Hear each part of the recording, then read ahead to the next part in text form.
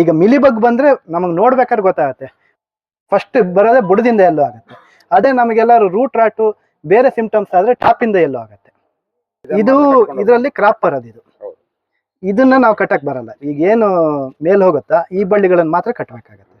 ಅಲ್ಲ, ಒಂದು 5 ಅಡಿವರೆಗೆ ಬರುತ್ತೆ. ಅದರಿಂದ ಮೇಲಿನ ಯಾವುದೇ ಹೈಟಿಗೆ ಈ ಫೋಲ್ಡಿಂಗ್ ಇದಾಗ್ಲಿ ಗಾಲ್ಮಿರ್ಜ್ ಆಗ್ಲಿ ಎಫೆಕ್ಟ್ ಮಾಡಲ್ಲ. ವೈರಸ್ಸು ಮತ್ತೆ ಬೋರಾನು ಮತ್ತೆ ಮೆಗ್ನೀಷಿಯಂ ಇವು 3 ಹೆಚ್ಚು ಕಮ್ಮಿ ಸಿಂಪ್ಟಮ್ಸ್ಗಳು. ಬೋರಾನ್ ಆದ್ರೂ ಇದೇ ಸಿಂಪ್ಟಮ್ ಬರುತ್ತೆ, ವೈರಸ್ ಆದ್ರೂ ಇದೇ ಸಿಂಪ್ಟಮ್ ಬರುತ್ತೆ. ಅಂದ್ರೆ ಕಟ್ ಮಾಡೋದಂದ್ರೆ ನೀವು ಈ ಪೋರ್ಷನ್ ಅಲ್ಲಿ ಕಟ್ ಮಾಡೋದಕ್ಕಿಂತ ಈ ಪೋರ್ಷನ್ ಅಲ್ಲಿ ಕಟ್ ಮಾಡಿದಾಗ ಈ ಪೋರ್ಷನ್ ಅಲ್ಲಿ ಕಟ್ ಮಾಡಿದಾಗ ಇನ್ನೂ ಬುಷಿ ಜಾಸ್ತಿ ಬರುತ್ತೆ. ಅಂದ್ರೆ ಈಗ ಸಿಂಗಲ್ ಬಂದ ತಕ್ಷಣ ಈ ತರ 1-5 ಹೋಗುತ್ತೆ. ಇದು ಆಕ್ಚುಲಿ ಈಗ ಇಲ್ಲಿಗೊಂದು ಕಟ್ ಮಾಡ್ಬೇಕಿತ್ತು. ಕಟ್ ಮಾಡಿದಾಗ 2-3 ಕುಡಿ ಬರುತ್ತೆ, ಆಮೇಲೆ 3 ಅಡಿ, ಆಮೇಲೆ 5 ಅಡಿ. ಈ ತರ ಕಟ್ ಮಾಡಿದಾಗ ಅದು ಫುಲ್ ಬುಷಿ ಆಗಿ ಬರುತ್ತೆ. ಹೆಚ್ಚು ಕಮ್ಮಿ ಒಂದು 10 ಅಡಿ ಹೋಗ್ಬೇಕಾದ್ರೆ ಫುಲ್ ಕೆನಪಿ ಚೆನ್ನಾಗಿ ಬಂದಿರ್ಬೇಕು. ಅವಾಗ ರೋಗದ ಇದು ಸಾಧ್ಯತೆ ಕಮ್ಮಿ. ಮತ್ತೆ ಸಣ್ಣ ಬಳ್ಳಿಗಳಿಗೆ ಟ್ರಿಪ್ಸು ಗಾಲ್ ಮಿರ್ಚು ಈ ತರದ್ದು ಇದಾಗುತ್ತೆ. ನೋಡಿ, ನಾವು ಈಗ ದೊಡ್ಡ ಆದ್ಮೇಲೆ ಸುಮಾರು ಬಳ್ಳಿಗಳು ನಮಗೆ ಒಣಗಿ ಹೋಗೋದು ಕಾಣುತ್ತೆ. ಯಾಕೆ ನೋಡಿದಾಗ ಸಣ್ಣಕ್ಕಿದ್ದಾಗ ಇದು ಗಾಲ್ ಮಿರ್ಚ್ ಇದು ಡ್ಯಾಮೇಜ್ ಆಗಿದೆ. ನಾವು ಸಣ್ಣಲ್ಲಿ ಅಬ್ಸರ್ವ್ ಮಾಡಿ ಇದನ್ನ ತೆಗೆದ್ರೆ ನಮಗೆ ದೊಡ್ಡ ಆದ್ಮೇಲೆ ಬಳ್ಳಿ ಹೋಗಲ್ಲ. ಇಲ್ಲ ಅಂದ್ರೆ ಈ ತರ ಡ್ಯಾಮೇಜ್ಗಳು ಮುಂದೆ ತೊಂದರೆ ಆಗತ್ತೆ ಈಗಿಗಿಂತ. ಈಗ ಬಳ್ಳಿ ಒಳ್ಳೆ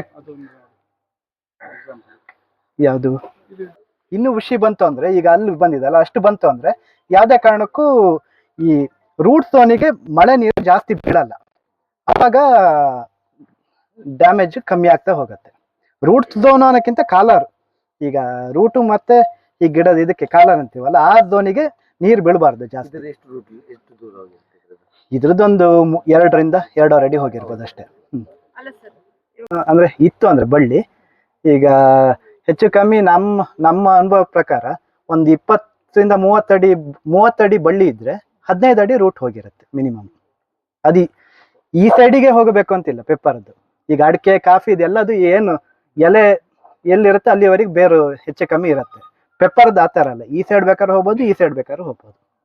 ಹಾಗಾಗಿ ಒಂದು 20 ಅಡಿ ಪೆಪ್ಪರ್ ಬಳ್ಳಿ ಇದ್ರೆ ಅದ್ರ ಸುತ್ತಮುತ್ತ 10 ಅಡಿ ನಾವೆಲ್ಲೂ ಮಣ್ಣು ಡಿಸ್ಟರ್ಬ್ ಮಾಡೋಕ್ಕಾಗಲ್ಲ. ಈ ಗಿಡ ಹೈಟ್ ಬಂತಲ್ಲ, ಕಟ್ಕೊಂಡು ನಡ್ಬೋದು, ಆಗತ್ತೆ. ಹಾ, ಅಲ್ಲ ಇದನ್ನ ನೀವು ಈ ಹೈಟಿಗೆ ಬಂದ ತಕ್ಷಣ ಕಟ್ ಮಾಡ್ಬೇಕಾಗತ್ತೆ. ಇನ್ನು ಮಳೆಗಾಲಕ್ಕೆ ಕಟ್ ಮಾಡಿ ಇನ್ನು ಬೇಗ ಇಲ್ಲ ಮಳೆಗಾಲದಲ್ಲಿ ಕಟ್ ಮಾಡಿ ನಡ್ಬೋದು, ತೊಂದರೆ ಇಲ್ಲ. ಇಲ್ಲಿ ನೀವೀಗ ಮೇಲ್ ಕಟ್ ಮಾಡಿದಾಗ ಏನು ಪ್ರಾಬ್ಲಮ್ ಆಗಲ್ಲ. ಅದೇ ರನ್ನರ್ಸ್ ಕಟ್ ಮಾಡಿದಾಗ ಈ ಕಟ್ ಮಾಡಿದ್ರೆ ಏನೋ ಪ್ರಾಬ್ಲಮ್ ಇಲ್ಲ. ಮಳೆಗಾಲದಲ್ಲೆಲ್ಲ ಕಟ್ ಮಾಡಿದಾಗ ಒಂದು ಫಂಗಿಸೈಡ್ ಇದು ಮಾಡ್ಬೇಕಾಗತ್ತೆ.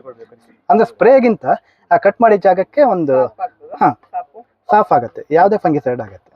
Bordeaux paste, COC paste, SAAF ಯಾವ್ದು ಬೇಕಾದ್ರೆ. ಸರ್, ಇವಾಗ ಇಲ್ಲಿ ಟಿಪ್ ಮಾಡ್ಲಿಕ್ಕೆ ಇಲ್ಲಿ ಕಟ್ ಮಾಡ್ಲಿಕ್ಕೆ ಇದ್ರಿ, ಅದು ಇಲ್ಲಿಂದ ಬ್ರಾಂಚ್ ಬಂತಲ್ಲ, ಆ ಬ್ರಾಂಚ್ ಅನ್ನ ಮತ್ತೆ ಇಲ್ಲಿ ಟಿಪ್ ಮಾಡ್ಬೇಕು. ಹೌದು, ಈಗ ಇಲ್ಲಿಂದ ಕಟ್ ಮಾಡುತ್ತೀರಲ್ಲ, ಈಗ ಇಲ್ಲಿಗೆ ಬಂದ ತಕ್ಷಣ ಇಲ್ಲಿ ಮತ್ತೆ ಒಂದ್ಸತಿ ಕಟ್ ಮಾಡ್ಬೇಕು. ಇದರಲ್ಲಿ ಒಂದು 2-3 ಬ್ರಾಂಚ್ ಬಂತು, ಅದು ಎಲ್ಲದೂ ಕಟ್ ಮಾಡ್ಬೇಕು.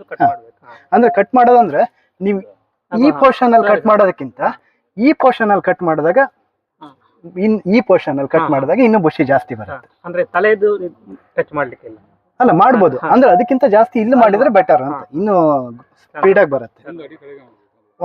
ಒಂದ್ ಅರ್ಧ ಅಡಿ ಕೆಳಗೆ ಮಾಡಿದ್ರೆ ಚೆನ್ನಾಗತ್ತೆ. ಅದು ಎಷ್ಟು ಕಾವಲು ಹೊಡೆದಿತ್ತು ಪ್ರತಿ ಕಾವಲಿದ್ದು ಕೂಡ ಹೌದು ಮಾಡಿದ್ರೆ ಒಳ್ಳೇದು. ಇಲ್ಲಿಗೆ 2 ಅಡಿಗೆ, ಆಮೇಲೆ 3 ಅಡಿ, ಆಮೇಲೆ 5 ಅಡಿ ಆ ತರ ಟಚ್ ಮಾಡ್ಲಿಕ್ಕೆ ಇಲ್ಲ. ಮತ್ತೆ ಆಗಲ್ಲ ಮಾಡಕ್ಕೆ, ಹೈಟ್ ಆದ್ಮೇಲೆ ಆಗಲ್ಲ. ಅಕಸ್ಮಾತ್ ಆ ಟೈಪ್ ಅಷ್ಟು ಹೈಟ್ ಹೋಗಿರುತ್ತೆ, ಕೆಲವು ಬಳ್ಳಿ ಮಾಡಿರಲ್ಲ ಅಂತಿದ್ದಾಗ ರನ್ನರ್ಸ್ ಬರುತ್ತಲ್ಲ, ರನ್ನರ್ಸ್ ಅನ್ನ ಎತ್ತಿ ಕಟ್ಬೇಕು. ರನ್ನರ್ಸ್ ಕಟ್ಬೇಕಾದ್ರೆ ಆ ರನ್ನರ್ಸ್ ಅನ್ನ ಸ್ವಲ್ಪ ದೂರಕ್ಕೆ, ಅದ್ರ ರನ್ನರ್ಸ್ ಅಲ್ಲಿ ಬೇರ್ ಬಂದಿರಬಾರ್ದು. ಅದನ್ನ ಬರ್ದದ್ ಬೇರನ್ನ, ಅಂದ್ರೆ ಬೇರ್ ಬರ್ದದ್ ರನ್ನರ್ಸ್ ಇರುತ್ತಲ್ಲ ಹೊಸದು, ಅದನ್ನ ಸ್ವಲ್ಪ ಮಣ್ಣಿಗೆ ಇಟ್ಟು ಕಟ್ಟಿದಾಗ ಅದ್ರಲ್ಲೂ ಒಂದು ರೂಟ್ ಝೋನ್ ಕ್ರಿಯೇಟ್ ಆಗುತ್ತೆ. ಬಂದಿರೋ ಬೇರನ್ನ ಮರ ಕಟ್ಟಬಾರ್ದು. ಅಲ್ಲ, ಬೇರಲ್ಲ. ಈಗ ರನ್ನರು ನೋಡಿ ಬೇರೆ ಅದ್ರಲ್ಲ ಇದ್ರೆ ತೋರಿಸ್ತೀನಿ. ಮಣ್ಣಿಗೆ ತಾಗಿಸಿ ಮತ್ತೊಂದು ಕಟ್ಟಿದ್ರೆ ಹೌದು ಬೇರ್ ಬರ್ಬೇಕು, ಮತ್ತೊಂದು ರೂಟ್ ಝೋನ್ ಪ್ಲಾಂಟ್ ಆಗುತ್ತೆ ಅಲ್ಲೇ.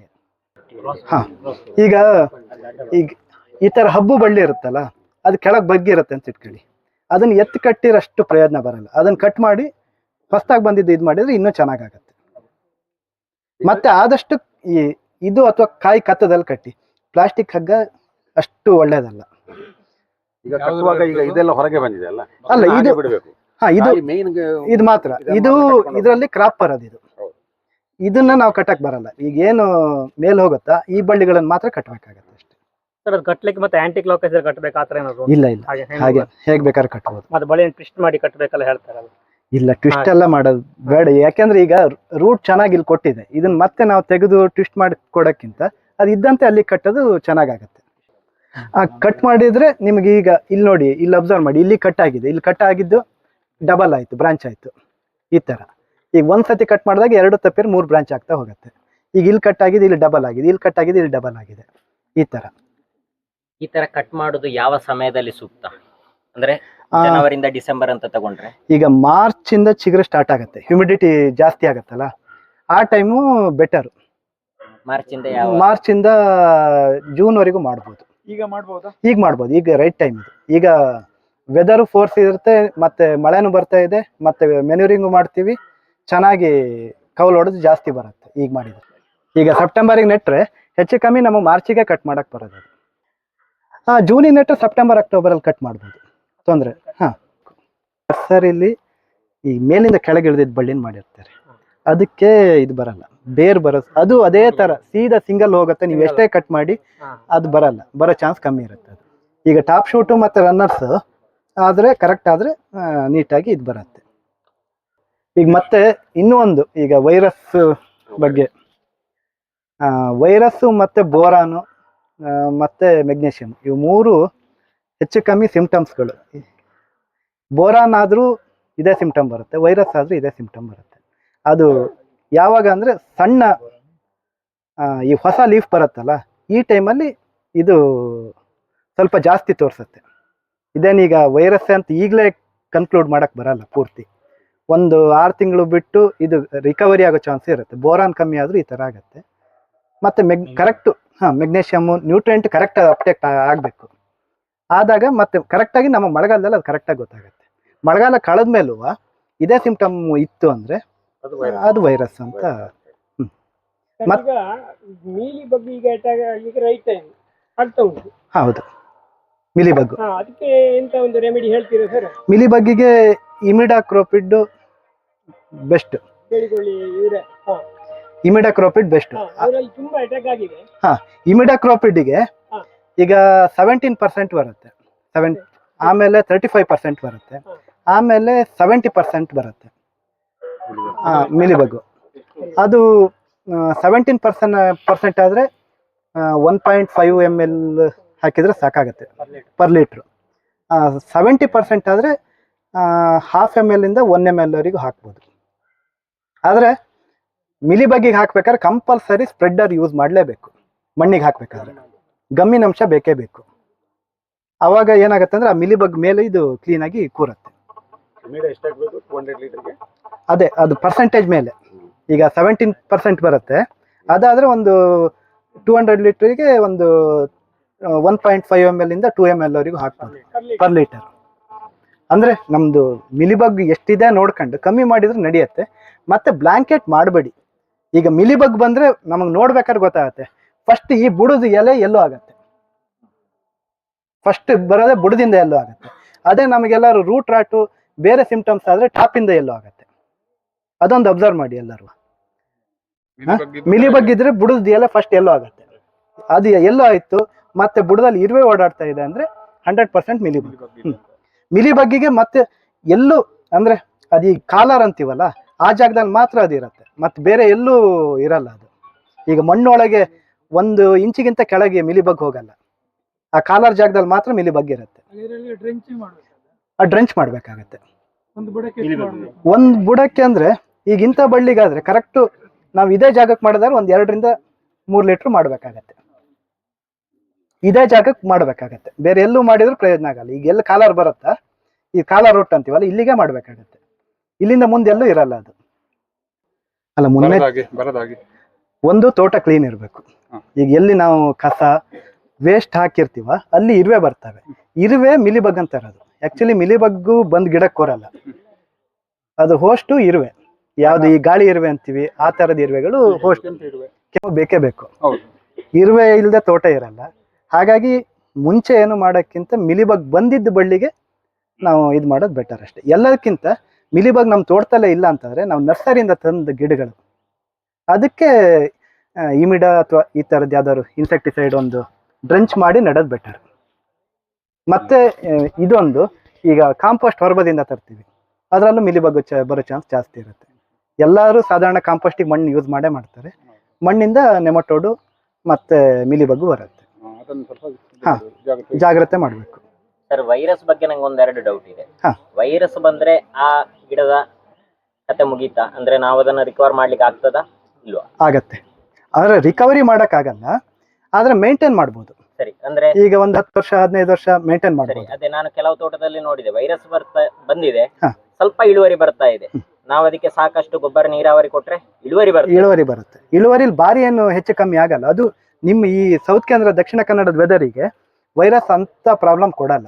ಎಲ್ಲಿ ಡ್ರೈ ಲ್ಯಾಂಡ್ ಅಂತೀವಿ, ಈಗ ಬೈಲ್ಸೀಮೆಯಲ್ಲಿ ಈಗ ಹಾಕ್ತಾ ಇದ್ದಾರೆ, ಚಿತ್ರದುರ್ಗ, ದಾವಣಗೆರೆ, ಅಲ್ಲೆಲ್ಲರೂ ವೈರಸ್ ಬಂತಂದ್ರೆ ಅವ್ರ ಹತ್ರ ಕಂಟ್ರೋಲ್ ಫುಲ್ ಫೇಲ್ಯೂರ್ ಆಗುತ್ತೆ. ನಮ್ಮಲ್ಲಿ ಹ್ಯೂಮಿಡಿಟಿ ಜಾಸ್ತಿ ಇರುತ್ತೆ. ಹಾಗಾಗಿ ಅಲ್ಲಿ ನಮ್ಮಲ್ಲಿ ಸಿಂಪ್ಟಮ್ ತೋರ್ಸೋದೇ ಕಮ್ಮಿ ವೈರಸ್ ಇಂದ. ಹೌದು, ಹರಡೋದಂದ್ರೆ ಅದು ಮಿಲಿಬಗ್ಗಿಂದ ಹರಡುತ್ತೆ ಒಂದು, ಆಮೇಲೆ ನಾವು ರನ್ನರ್ಸ್ ಕಟ್ ಮಾಡ್ತೀವಲ್ಲ ಅದರಿಂದ ಹರಡುತ್ತೆ. ಅಲ್ಲ, ತೆಗಿಬೋದು, ಬೇಕಾದ್ರೆ ಮೇಂಟೈನು ಮಾಡ್ಬೋದು. ಹೌದು, ಸಣ್ಣ ಗಿಡಗಳಲ್ಲಿ ನಮ್ಗೆ ಕಂಡ್ರೆ ನಾವು ರಿಮೂವ್ ಮಾಡ್ಬೋದು. ಸರಿಯಾದ ಇಳುವರಿ ಬರ್ತಾ ಇದ್ರೆ ನಮ್ಗೆ ವರ್ತ್ ಅಂದ್ರೆ ಎಷ್ಟು ಇಳುವರಿ ಬರುತ್ತೆ ಅಂತ ನೋಡ್ಬೇಕಾಗತ್ತೆ. ಈಗ ಒಂದು ಬಳ್ಳಿಲಿ ನಾವು ಎವರೇಜ್ ಡ್ರೈ 3 kg ಕುಯ್ತೀವಿ ಅಂದ್ರೆ ವೈರಸ್ ಇದ್ರೂ ನಾವು ಒಂದು ಮೇಂಟೈನ್ ಮಾಡ್ಬೋದು, ಏನಂತ ಕಷ್ಟ ಆಗಲ್ಲ. ಇಲ್ಲ, ಅದೇ ಒಂದು ಕತ್ತಿಲ್ ಹೋಗತ್ತೆ, ಅದ್ರ ಪಾಡಿಗೆ ಅದು ಗಾಳಿಗೆ ಹೋಗಲ್ಲ. ವೈರಸ್ ಇದೆ ಅಂತ ಗೊತ್ತಾದ್ರೆ ಆ ಬಳ್ಳಿಯನ್ನು ಕಟ್ ಮಾಡದಿದ್ರೆ ಅಷ್ಟೇ, ಯಾವುದೇ ರೀತಿಯಲ್ಲಿ. ಸರ್, ಇನ್ನೊಂದು ಈ ಬಳ್ಳಿಯಲ್ಲೇ ನಮ್ಗೊಂದು ಕಾಣ್ತಾ ಇದೆ, ಇಲ್ಲಿ ಒಂದು ಚಿಗುರು ನೋಡಬಹುದು ನೀವು. ಈ ಚಿಗುರು ಹಿಂದೆಗೆ ಮಡಚಿದೆ. ಇದು ತುಂಬಾ ಕಡೆಯಲ್ಲಿ ಕಾಣ್ತಾ ಇರುವಂತ ಒಂದು ತೊಂದರೆ. ಹೊಸ ಚಿಗುರು ಶುರು ಬರುವಂತದ್ದು ಈ ಎಲೆಯಲ್ಲಿ, ನಂತರ ಅದರ ಕೆಳಗಿನ ಎಲೆಗಳಲ್ಲೆಲ್ಲ ಬರ್ತದೆ. ಇದನ್ನು ಹಿಂದು ಭಾಗ ನೋಡಿ ಇದನ್ನು ಬಿಡಿಸಿ ನೋಡಿದ್ರೆ ಅದರಲ್ಲಿ ಒಂದು ಹುಳ ಇರ್ತದೆ. ಅದು ಏನು ಸರ್? ಅಲ್ಲ, ಇದು ಫೋಲ್ಡಿಂಗ್ ಇದೇನು ನಮಗಷ್ಟು ಸಮಸ್ಯೆ ಕೊಡಲ್ಲ. ಇದೀಗ ಬರೋದು ಹೆಚ್ಚು ಕಮ್ಮಿ ಒಂದು 3 ಅಡಿವರೆಗೆ ಮಾತ್ರ, ಅಲ್ಲ ಒಂದು 5 ಅಡಿವರೆಗೆ ಬರುತ್ತೆ. ಅದರಿಂದ ಮೇಲಿನ ಯಾವುದೇ ಹೈಟಿಗೆ ಈ ಫೋಲ್ಡಿಂಗ್ ಇದಾಗ್ಲಿ ಗಾಲ್ಮಿರ್ಜಾಗ್ಲಿ ಎಫೆಕ್ಟ್ ಮಾಡಲ್ಲ. ಈಗ ಇಂಥದ್ದಕ್ಕೆ ಇನ್ಸೆಕ್ಟಿಸೈಡು ಒಂದು ಸ್ಪ್ರೇ ಕೊಡ್ಬೋದು ಬಿಟ್ರೆ, ಸುಮ್ಮನೆ ಈಗ ಒಂದು ಬಳ್ಳಿಲಿ ಉಂಟು ಅಂತ ಹೇಳಿ ಇಡೀ ತೋಟಕ್ಕೆ ಸ್ಪ್ರೇ ಕೊಡೋದು ಅಷ್ಟು ಒಳ್ಳೇದಲ್ಲ. ಈಗ ಈ ತರ ಫಸ್ಟ್ ಸಣ್ಣ ಫ್ಲಾಟ್ ಇದ್ದಾಗ ಒಂದು 2-3 ವರ್ಷ ಬೇಕಾದ್ರೆ ಒಂದೊಂದು ರೌಂಡ್ ನೀಮ್ ಆಯಿಲ್ ಸಾಕಾಗತ್ತೆ. ಆದ್ರೆ PPM ಲೆವೆಲ್ ಮಿನಿಮಮ್ 5000 ಇರ್ಬೇಕಾಗತ್ತೆ, ಅದಕ್ಕಿಂತ ಕಮ್ಮಿ ಇದ್ರೆ ವರ್ಕ್ ಆಗಲ್ಲ. ಅದಕ್ಕಿಂತ ಈಗ ಒಂದು ಇನ್ಸೆಕ್ಟಿಸೈಡ್ ಸ್ಪ್ರೇ ಮಾಡೋದು ಬೆಟರ್. ಈಗ ಎಲ್ಲ ಎಲೆಯನ್ನು ತಿಂತದೆಲ್ಲ, ಫುಲ್ ಮಾಡ್ತದೆಲ್ಲ. ಹೀಗೆ ತುಂಬಾ ಕೆಲವು ಸಾರಿ ಎಲ್ಲ ಹೌದು, ಅದು ಬಸವನ ಹುಳ ಅಲ್ಲ ಅದು. ಅದೇ, ಅದಕ್ಕೂ ನೀಮ್ ಆಯಿಲ್ ಕಂಟ್ರೋಲ್ ಇದು ಮಾಡಿದ್ರೆ ನಡೆಯುತ್ತೆ. ಇಲ್ಲ, ಇನ್ಸೆಕ್ಟಿಸೈಡ್ ಹೋಗ್ಬೇಕು. ನೀಮ್ ಆಯಿಲ್ ಮಾತ್ರ ಯಾವ್ದೇ ಕಾರಣಕ್ಕೂ 5000 PPM ಗಿಂತ ಕಮ್ಮಿ ಇದು ಯೂಸ್ ಆಗಲ್ಲ. ಇಲ್ಲ 10,000 PPM ಎಲ್ಲ ಇಲ್ಲಿ ಸಿಕ್ಕಿದ್ರೆ ಆರಾಮಲ್ಲಿ ಯೂಸ್ ಮಾಡ್ಬೋದು. 10,000 PPM ಯೂಸ್ ಮಾಡಿದ್ರೆ ನಿಮಗೆ ಅವಾಗ ಇನ್ಸೆಕ್ಟಿಸೈಡ್ಗಳನ್ನ ಸುಮಾರು ಅವಾಯ್ಡ್ ಮಾಡ್ಬೋದು. ಅಲ್ಲ, ಅದೇ ಈಗ ಲಿಕ್ವಿಡ್ ಆದ್ರೆ 17% ಬರುತ್ತೆ, ಇನ್ನೊಂದು 35% ಬರುತ್ತೆ. ಗ್ರಾನುವಲ್ ಬರುತ್ತೆ, ಅದು ಇಡಾನ್ ಅಂತೇನೋ ಒಂದು ಇದು ಬರುತ್ತೆ, ಅದು 70% ಬರುತ್ತೆ. ಅದು ನೀವು ಕ್ವಾಂಟಿಟಿ, ಈಗ ಅದಕ್ಕೆ ಸರಿಯಾಗಿ ಕ್ವಾಂಟಿಟಿ ಚೇಂಜ್ ಮಾಡ್ತಾ ಹೋಗ್ಬೇಕಾಗತ್ತೆ ಅಷ್ಟೇ. ಸರ್, ಈಗ ಕಳೆದ ವರ್ಷ ನರ್ಸರಿ ಗಿಡ ತರಬೇಕಾದ್ರೆ ಅದಕ್ಕೆ ವೈರಸ್ ಇತ್ತು, ಆಮೇಲೆ ಟ್ರೀಟ್ಮೆಂಟ್ ಮಾಡಿ ಅದೆಲ್ಲ ಸರಿ ಆಯ್ತು. ಆಮೇಲೆ ಗಿಡ ಚೆನ್ನಾಗೇ ಬಂದಿದೆ, ಇವತ್ತು ಗಿಡ ಚೆನ್ನಾಗೇ ಇದೆ. ಈಗ ನೆಕ್ಸ್ಟ್ ಅದಕ್ಕೆ ಪ್ರಿಕಾಷನ್ ಆಗಿ ಅಡ್ವಾನ್ಸ್ ಆಗಿ ಹಾಕೋಬೇಕಾಗತ್ತೆ. ಏನು ಮಾಡಕ್ ಬರಲ್ಲ, ಏನು ಬೇಡ, ಪುನಃ ಅದಕ್ಕೆ ಅಟ್ಯಾಕ್ ಆಗೋ ಚಾನ್ಸ್ ಇಲ್ಲ. ಒಮ್ಮೆ ವೈರಸ್ ಅಟ್ಯಾಕ್ ಈಗ ಅದೇ ನಾನು ಹೇಳಿನಲ್ಲ, ವೈರಸ್ಸಿಗೂ ಮತ್ತೆ ನಮಗೆ ಬೋರಾನು, ಮೆಗ್ನೀಷಿಯಮ್ ಎಲ್ಲ ಹೆಚ್ಚು ಕಮ್ಮಿ ಒಂದೇ ತರ ಸಿಂಪ್ಟಮ್ಸ್ಗಳು ಬರ್ತವೆ. ಹೆಚ್ಚು ಕಮ್ಮಿ ಬೋರಾನು ಮತ್ತೆ ವೈರಸ್ ಸೇಮ್ ಇರುತ್ತೆ ಸಿಂಪ್ಟಮ್. ಕರೆಕ್ಟಾಗಿ ಬೋರಾನು ನಾವೀಗ ಮೈಕ್ರೋನ್ಯೂಟ್ರೆಂಟ್ ಅನ್ನ ಆದಷ್ಟು ಗಿಡಗಳದ್ದು ಎಲೆಗೆ ಕೊಡೋದು ಬೆಟರು. ಈಗ EDTA ಫಾರ್ಮಲ್ಲಿ ಇರೋದ್ರಿಂದ ಎಲೆ ಕೊಟ್ಟಾಗ ಕರೆಕ್ಟಾಗಿ ಅಬ್ಸರ್ವ್ ಆಗುತ್ತೆ. ಮತ್ತು ಮಣ್ಣಿಗೆ ಕೊಟ್ಟಾಗ ಏನಾಗುತ್ತೆ ಅಂದರೆ ಅದು ಕರೆಕ್ಟು ಮಣ್ಣಲ್ಲಿ ಅಪ್ಟೇಕ್ ಆಗದೆ ಹೋದರೆ